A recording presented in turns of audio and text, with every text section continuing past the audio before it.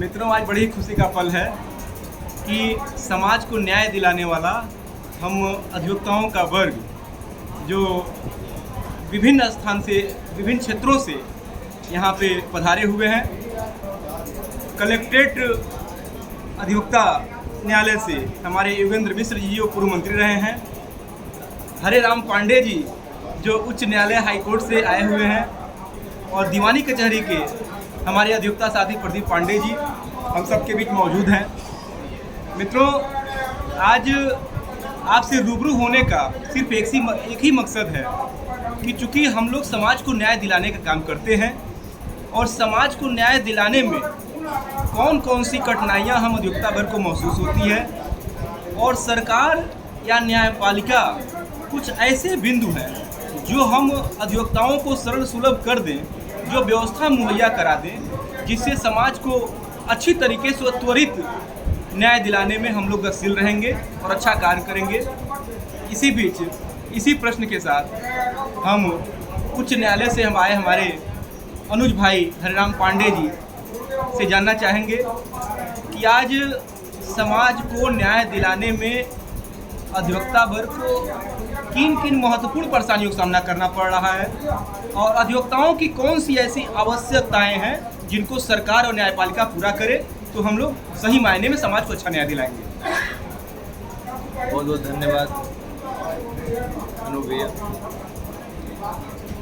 ये सबसे बड़ी बात यह है, अधिवक्ता जो समाज है, हम न्याय तभी दिला पाएंगे, सबसे महत्वपूर्ण पहलू यह है कि न्याय हम तभी दिला पाएंगे जब हम सुरक्षित रहेंगे या हमारा परिवार सुरक्षित रहेगा। आज सबसे महत्वपूर्ण जो विषय है अधिवक्ता सुरक्षा अधिनियम, जो कि अपने प्रदेश में अभी तक नहीं लागू है, उसी को हम लोग लागू कराने के लिए प्रयासरत हैं।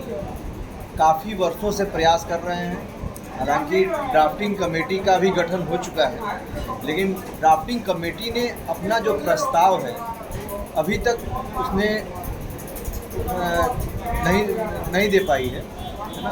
हमारा ये कहना है कि उस पर अधिवक्ता सुरक्षा अधिनियम लागू हो, और इसका हम भरपूर समर्थन करते हैं।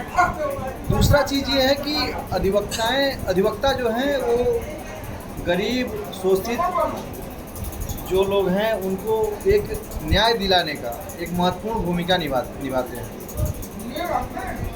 एक अमीर और गरीब दोनों में जो न्याय व्यवस्था है उसमें अधिवक्ता ही बढ़ चढ़ के भाग लेता है और उसको न्याय दिलाने के लिए पूर्ण रूपेण समर्पित रहता है।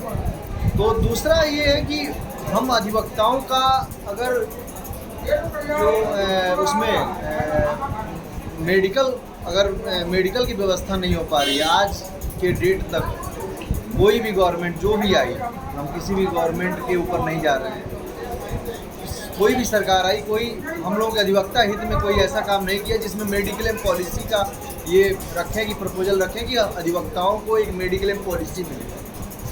न अधिवक्ता सुरक्षा अधिनियम पे हुआ, न मेडिक्लेम पॉलिसी पे हुआ।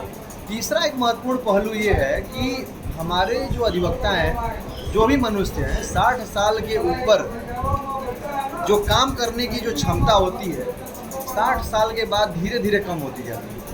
तो हम लोगों को एक ऐसा कोई प्लेटफॉर्म नहीं मिल पाता है कि जिससे हमारे परिवार का रोजी रोटी या आजीविका जो है वो सपोर्ट मिल सके, इसके लिए हम लोग जो है, हम लोगों का प्रयास है कि 60 साल से ऊपर के लोगों को पेंशन की सुविधा हो। बहुत अच्छा सुझाव आपका है। और इसी के साथ मंत्री जी, आप जिला अधिवक्ता संघ गोरखपुर के पूर्व मंत्री रहे हैं। हम जानना चाहेंगे आपसे कि जो आज सरकार और न्यायपालिका जो हम लोगों का जो एक हड़ताल का अधिकार था वो बिल्कुल समाप्त करने पे आमादा है। न्यायपालिका, सुप्रीम कोर्ट, हाई कोर्ट का तो निर्णय आया है कि अधिवक्ता हड़ताल नहीं कर सकते हैं। तो प्रश्न ये है, प्रश्न तो एक यह है कि समाज का हर एक वर्ग, चाहे चिकित्सक हो, चाहे डॉक्टर हो, डॉक्टर हो, छात्र हो, किसान हो, पूरे देश में हड़ताल करें। यहाँ तक कि जो राजनीतिक पार्टियाँ हैं वो भी हड़ताल कर रही हैं। वो हड़ताल जायज़ है। हम अधिवक्ताओं का हड़ताल नाजायज है। आखिर हम हड़ताल किस लिए करते हैं? आज यहाँ दीवानी कचहरी में आप बैठे हुए हैं, 10,000 से ऊपर स्ट्रेंथ है, एक भी चैम्बर नहीं बना। 15-20 सालों में एक भी चैम्बर इधर नहीं बना। पहले का जो चैम्बर बना हुआ है बस वही है। तो हम क्या अपनी बातों को मतलब अपनी डिमांड रखने के लिए सरकार चाहे न्यायपालिका नहीं माने तो हम लोग बिल्कुल हड़ताल नहीं करना चाहिए, हम लोगों को बंद कर देना चाहिए। धन्यवाद अनुप जी। ये भाई हमारे हरराम जी ने बताया कि अधिवक्ता सुरक्षित नहीं है और सुरक्षित न होने के कारण समाज में शोषित वंचित व्यक्तियों का सुरक्षा करने में असमर्थ पाए जा रहे हैं। आज उनकी हत्याएँ हो जा रही हैं, आज दिन जो है उन्हें धमकाया जा रहा है। इसी कारण से जो अधिवक्ता वर्ग जो है सुरक्षा अधिनियम की मांग कर रहा है और सरकार को देखना चाहिए कि वाकई में जो निहत्थे कलम के पुजारी अधिवक्ता न्याय दिलाने के लिए अपराधियों से लड़ते हैं,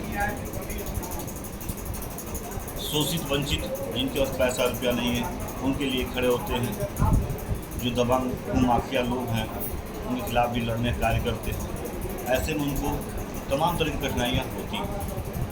अब रहा सवाल जो आपका प्रश्न है हड़ताल का, तो यहाँ पे तरह तरह से हथकंडे लगाए जा रहे हैं, प्रयास किए जा रहे हैं कि अधिवक्ताओं को तोड़ दिया जाए, क्योंकि अधिवक्ता एक ऐसा वर्ग है जो कि छोटे से बड़े जनता व्यक्तियों का सेवा करता है, अपने तन मन धन पूरे लगन से करता है और उनका यही मानना है कि अगर अधिवक्ता वर्ग अगर हट जाएगा तो मैं अपनी मनमानी कर लूँगा। अधिवक्ता तलवार तो चलाएगा नहीं, बंदूक तो चलाएगा नहीं, वो अपना जो है मान